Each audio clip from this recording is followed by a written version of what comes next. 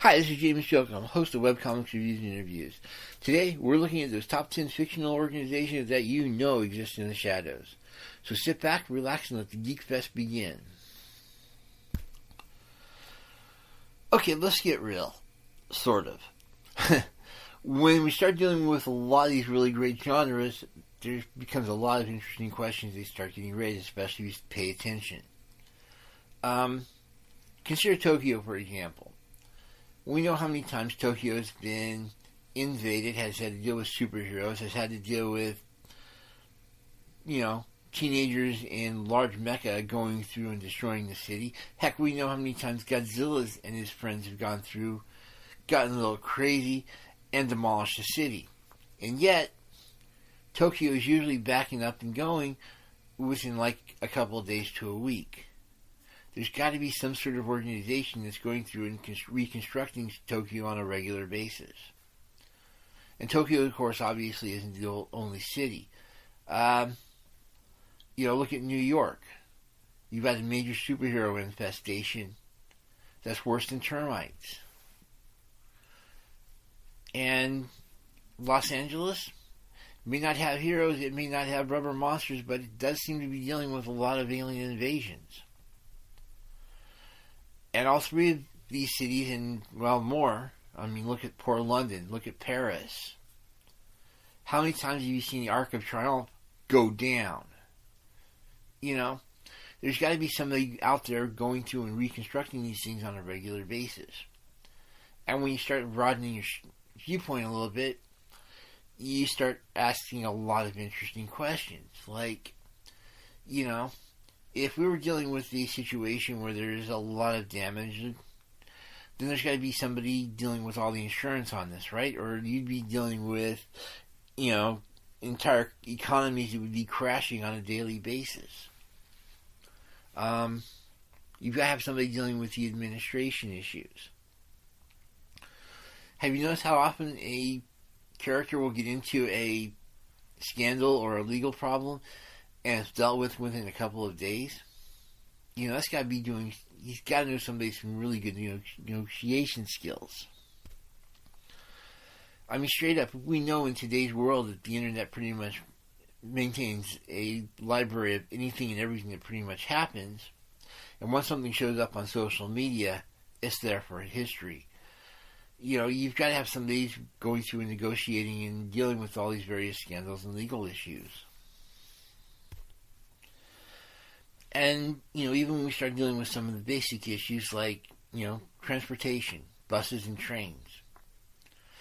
In real life, you have to wait 5, 10, sometimes as long as 15 minutes for the bus or the train to show up. In superhero universes or spy universes, that train or that bus is always on time. You can always count on exactly when it's going to show up. Not only is that particularly awesome, but there's got to be a reason it's happening. And don't get me going on all the sidekick issues. Where are all these superheroes finding all these orphans and runaways so that they can endanger their lives? Yeah, they can argue that it's training, but just gets a little weird after a time. And then you've got to talk about the mayor's office.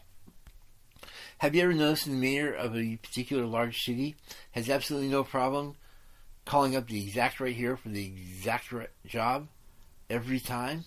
Well, mostly anyway. That's got to require some sort of organization that's tracking all these various superheroes. On top of that, you've got all these heroes that are looking absolutely fabulous. Not only does this mean you've got somebody out there who's going through and training these heroes and making sure that they maintain their diets and their regimens, but you've also got to be having somebody who's going to be dealing with their clothing issues. And we're not just talking Edna here. We're talking, you've got one person in charge of all the superheroes. No, you've got to have some sort of extra organization because you've got to deal with clothing testing. Let's get real. You've got how many different issues to deal with? Plus, they're built in with a little bit of armor, because let's get real, there's no way your average person is going to go through a fight the way these heroes do. You know what I mean? So, there's just a lot of really interesting organization when you start realizing that need to be around in order for these various universes to work.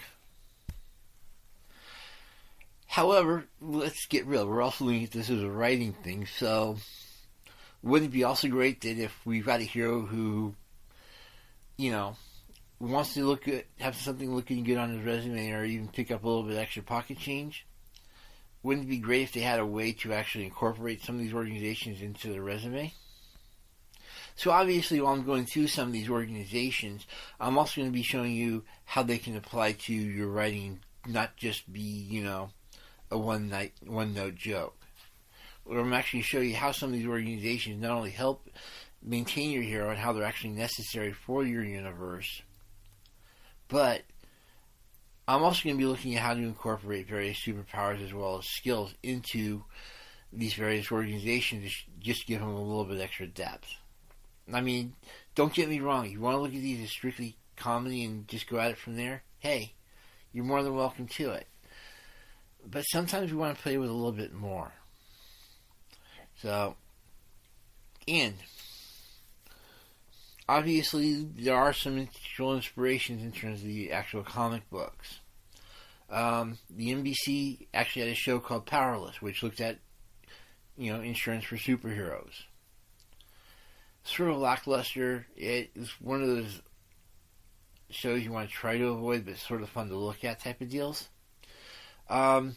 Marvel, Damage Control. It basically goes through and deals with, areas after superhero fights. And yes, it even deals with the billing for these situations. This is one of the few times I've actually seen Doc Doom actually back off of a bill collector. And of course, because she's going to be coming up a lot, let's not forget Edna of the Incredibles. So, with that, let's look at 10 different organizations that have to exist in the background of a lot of this genre fiction, and actually how they work. Right off the bat, let's start off with the Tokyo Rubber Monster Squad. Obviously, you're going to be seeing this, the name obviously is coming from what happens to Tokyo after Godzilla gets done having a little bit of fun.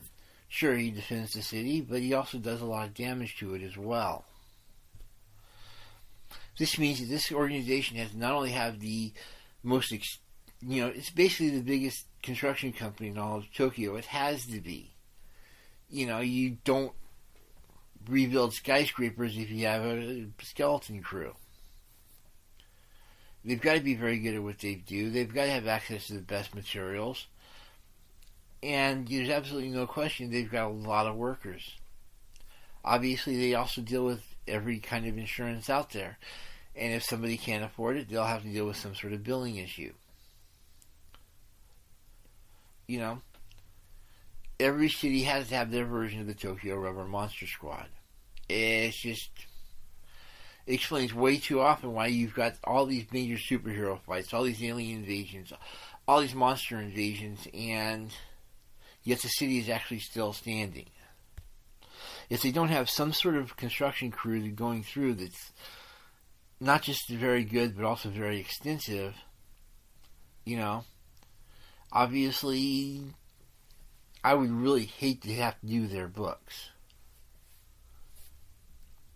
Now, if you got superheroes or other characters that have some sort of building skills or carpentry, central heating and air, anything that helps them build buildings, super strength, super speed, the ability to fabricate things out of thin air, obviously this would make a great organization for those. Heck, you have a Gadgeteer with his robot squad, dude, hook them up.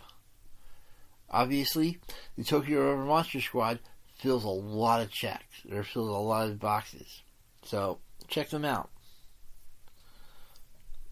Have you also noticed how people in cities tend to also complain about the price of living there? That's because of the mandatory hero insurance. Obviously, it's going to be relatively cheap, but relatively is, really relative in this situation. Not only will it insure against fights, but it will also insure against any kind of other major issue. Monster invasion, alien invasions, even industrial espionage. Yes, you have to have, when you start looking at a lot of these, especially the kid genre, you have parents that deal with top secret information in their actual living room, which is really convenient when you think about it, but, so you're going to have a lot of interesting insurances piling up very quickly when it comes to living in a city. And this applies even to a certain degree if you live in more rural areas, because let's get real, you're going to have some insurance against psycho slashers. That just isn't going to be covered by a regular insurance company. Trust me, some of us have actually looked. But, you're going to have some sort of insurance that covers a lot of really bizarre emergencies. And the really cool thing is that we know that they're going to cover acts of God because, well, we just saw him fighting Sinestro 3 days ago. Acts of God in a superhero or universe, or for that matter, fantasy. I mean, seriously, how many fantasy novels have they had two gods battle in the middle of downtown London, So, strictly a side note, that always has amused me, is how many atheists there are in comic books concerning how many gods ever pop up. But that's strictly a side note. The bottom line is that a lot of people are going to have to be going after some sort of hero insurance. And in case you're curious how insurance works, it basically, everybody pours all their money into a central fund. The insurance company then uses that fund for, creating loans, investing in things. And when it comes down to it, even though they're able to keep the capital in play, again, in the, investments and loans, but they're able to use that insurance as a way to pay off all the people that do it. And in some of these genres, they've got to be doing really, really well when you realize that they're paying off billions of dollars every year. I mean, straight up, there's a supervillain you need to be looking at, is the head of an insurance company. You want to look at Lex Luthor, who's doing all this stuff in high finances? Yeah, he's obvious. Go for the insurance company. That's got to be some evil right there. Obviously, if your character has some sort of skill with finances, negotiation... Actually, let me back up on the negotiation a sec, because remember, we're dealing with somebody who's going to be dealing with a lot of people that are trying to get that last little bit of money so they can deal with their deductible. I mean, let's get real. How many people in real life do you know that have just had a major house theft and will actually add on items just to cover the deductible? You know what I mean? So if you're dealing with that in a particular genre fiction, you're going to have somebody who's not only is really good at detecting motivations, or, basically acts as a living lie detector, but is also pretty good at negotiations. Finance skills, another really cool thing. If you have some sort of clairsentience, let's get real. A lot of these superhero insurance companies have got to have a clairsentient on board to help them negotiate Wall Street. Think about it. At this point, if you have somebody who's dealing with a lot of people skills, these are the people you need as part of your insurance company.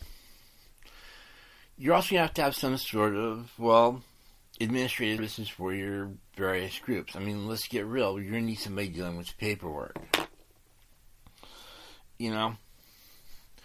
It's sort of funny when you realize how much paperwork these various organizations, in terms of Justice League, MI6, Star Trek Federation, these organizations have to be dealing with a ridiculous amount of paperwork. And I don't care how good your superhero intelligence is, you're just not going to be able to come up with an AI that's going to be able to deal with all these paperwork, or for that matter, want to. I mean, paperwork's got to be the major cause of suicide among artificial intelligences out there.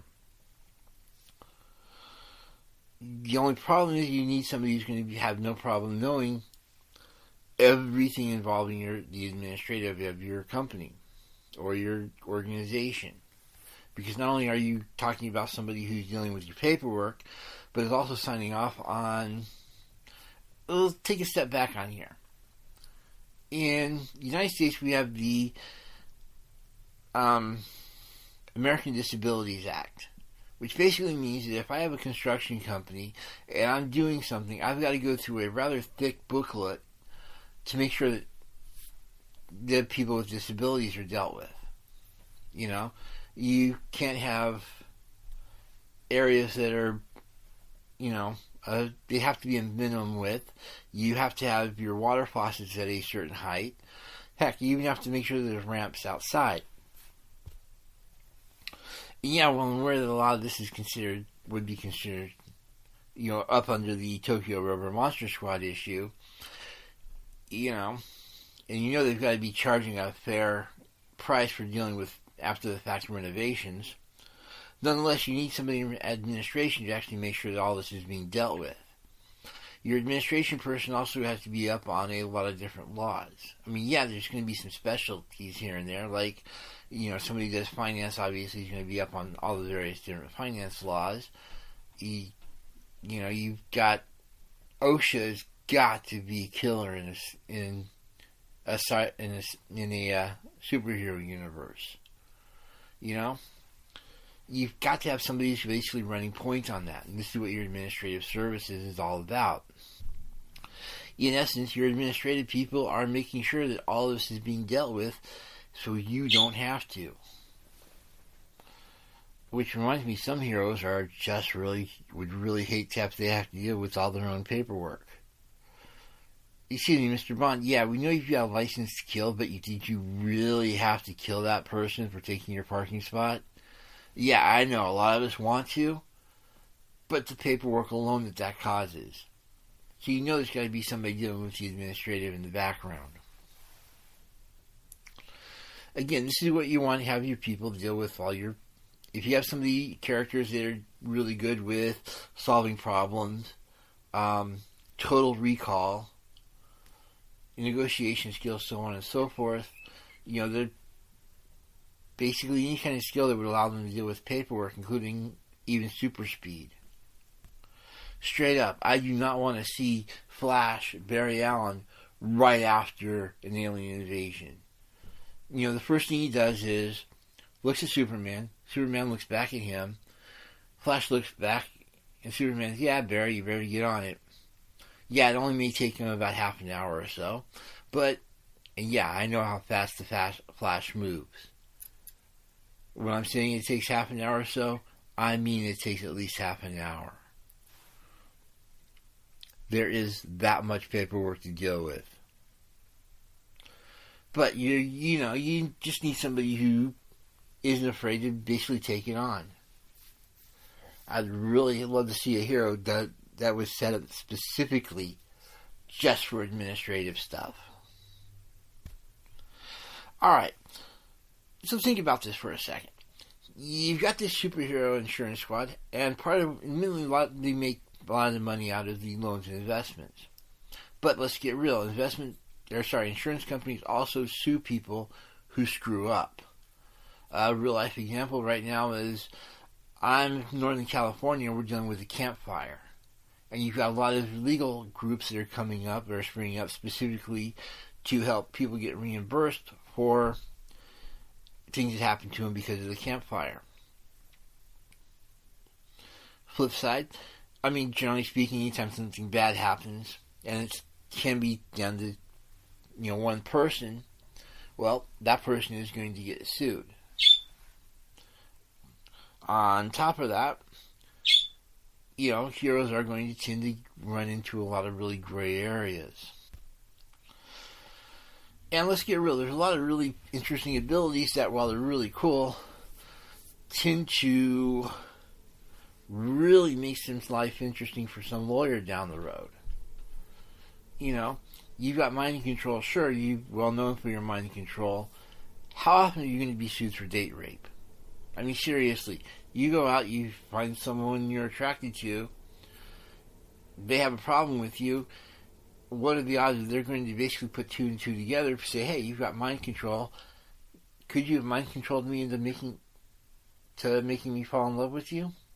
Yeah, you know that's going to be a legal case that's going to be all sorts of fun to watch. So yeah, you need some sort of paranormal legal aid. Obviously, this is going to be mostly to help your heroes in terms that are, skirting the law a little bit. I mean, I'd love to see some of these vigilantes as far as the legal system goes. But they also need to negotiate contracts and that sort of thing. I mean, let's get real. Lawyers aren't just there to, go into court. Sometimes they're there just to make sure that all the, I's are and T's are crossed. The good news is that, heroes themselves are going to, let's get real. If you basically had to name the top 5 heroic secret identity occupations, they're going to basically be research scientist, newspaper reporter, photojournalist, freelancer, lawyer. And so these lawyers are going to basically be intelligent and go, hey, this is somebody I deal with on a regular basis, I'll cut them a deal. It's not going to be necessarily cheap, but it will be at a very good, fraction of what they normally cost. I mean, when basically somebody's going to be saving your life, and it could be, anywhere from later that night to a couple of months down the road, yeah, you're going to be wanting to make them have a very good deal. Obviously, when you're dealing with a legal character, you're going to have somebody who has really great memory, who's got a lot of education, ideally, and any kind of people skills or abilities that'll let them deal with people. And I'm looking at anything from mind control to telepathy here. Here's where I'm going to take a backtrack and look at Douglas Ramsey for a second. You got to admit, the guy's power, which is basically the ability to understand every language on the planet, may not sound all that incredible, but when you start dealing with a legal system, seriously, that has got to be a seriously cool power. But, you're going to have some sort of legal aid situation. So keep that in mind when you start building a lot of these characters. Lawyers are pretty much a really fun character to have on the group, if for no other reason to make sure you can escape the law every so often. Which, of course, brings us into the PR area. Yes, public relations for heroes. You know that a lot of these heroes have to have some sort of PR going, because there's absolutely no way you're going to be running around in spandex, fighting people, causing a lot of damage, and not having to deal with some sort of PR issue. You know what I mean? Public relations in a superhero or spy, or even, let's get real, science fiction universes have this a lot. Seriously. Moldar the alien, I've got 4 eyes, and yet I'm still the media darling. You've got to have some serious PR in any genre you're dealing with.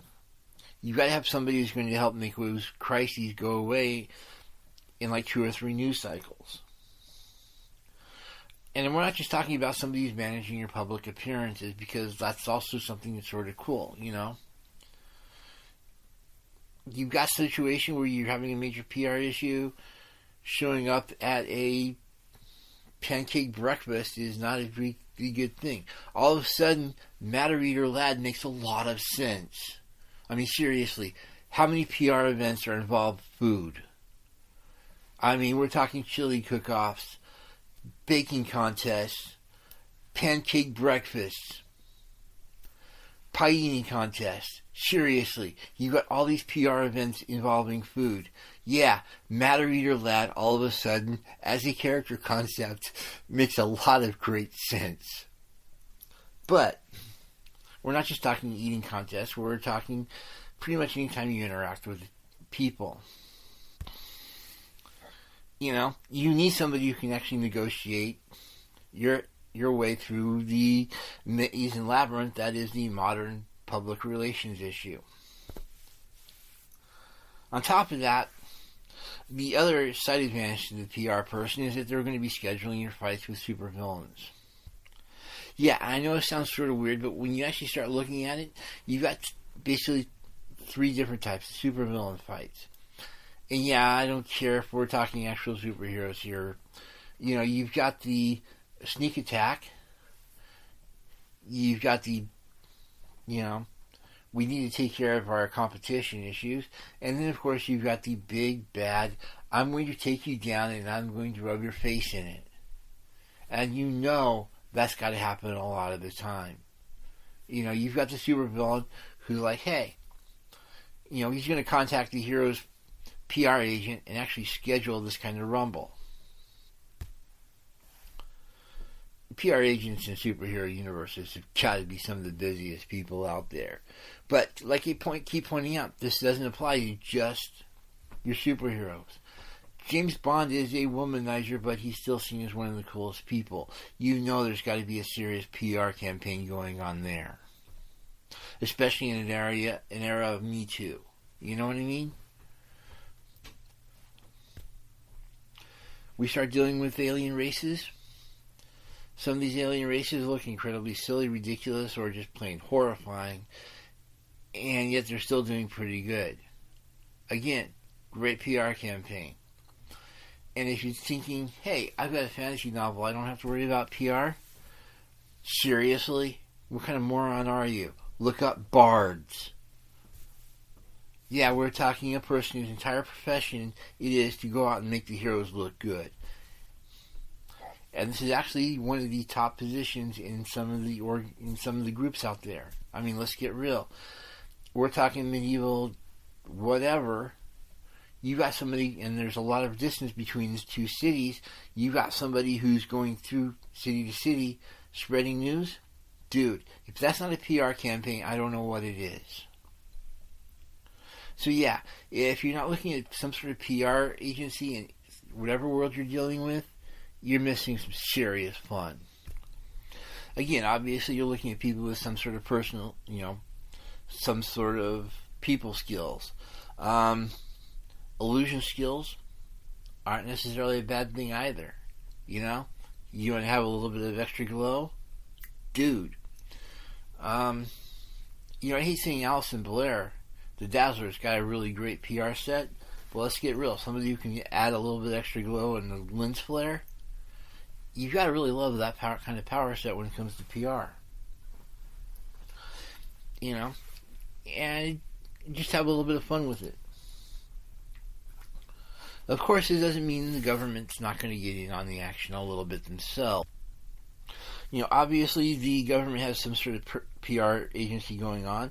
They've also got some sort of administrative specialists. I mean, seriously, if the government is not the place to find administrative specialists, you're just not looking. But you've also got the problem that a lot of these organizations have absolutely no problem tracking down heroes, no matter where those heroes are, and figuring out ways to make their powers work for particular situations. I mean, obviously the combat situations is going to be, obvious. And let's get real, there actually are a lot of governments that have,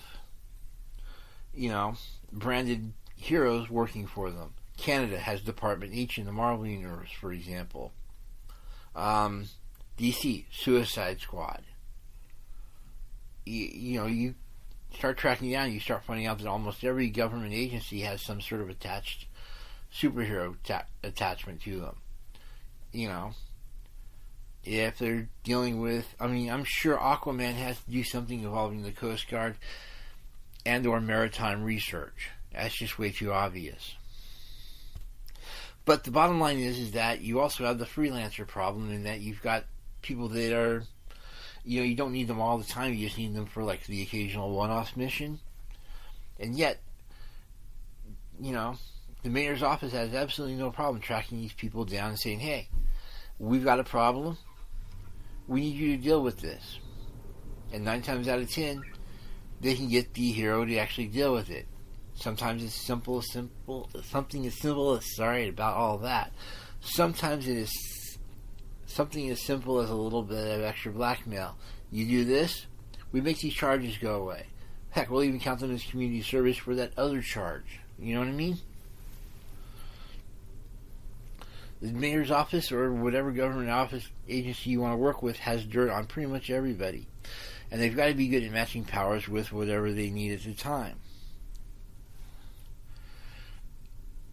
Again, any power will work for working with a government agency, but you also want to have some sort of level of negotiation skill. In fact, for that matter, if you're dealing with the agency itself, those people will have some sort of decent negotiation skill, even if it's just straightforward intimidation. So, just look at how many times Commissioner Gordon has actually managed to get Batman to do something. Given how intractable Batman can be, Commissioner Gordon's got to have some sort of superpower just for that. You know what I mean? So, you're going to have some sort of department of superhuman activities in any government agency you're dealing with. Now, here's something fun to watch for when you watch another Rubber Monster movie. Watch the crowds. Something you'll notice really quick is that almost every time the crowd goes in the exact same direction. Now, think about this for a second. Yeah, you got the monster, you've got him, let's say he's in the top right of the screen.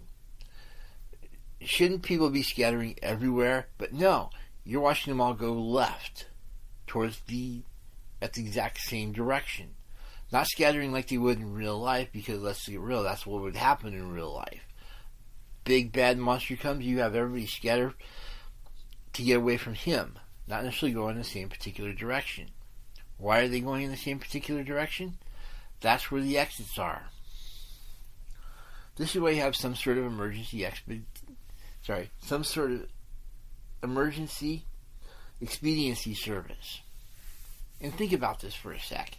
You've got all these cities where everybody lives, but they keep coming back to them. So that means there's got to be some sort of minimum casualty situation going on.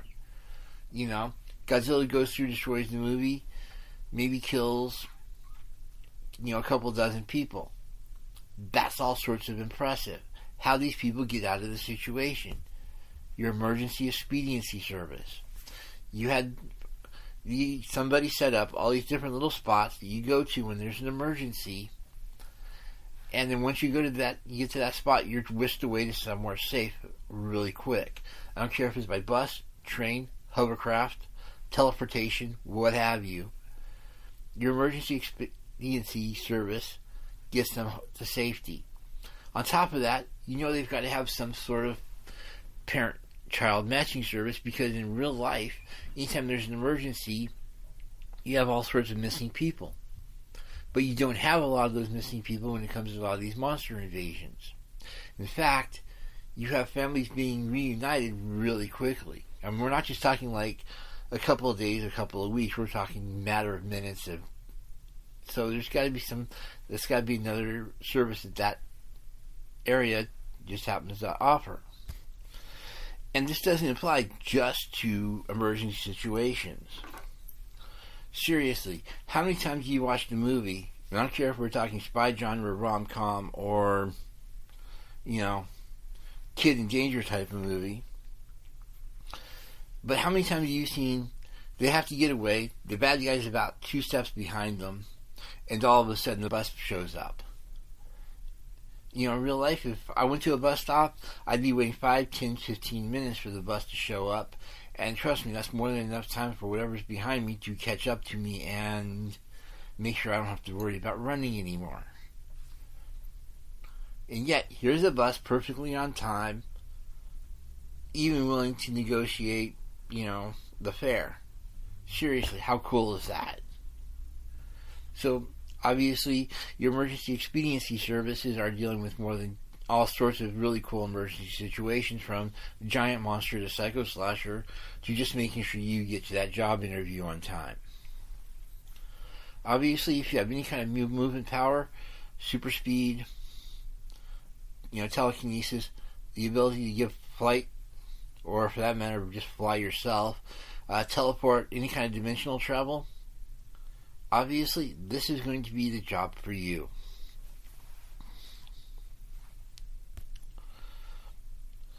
And then, of course, there's the Super Little Siblings program.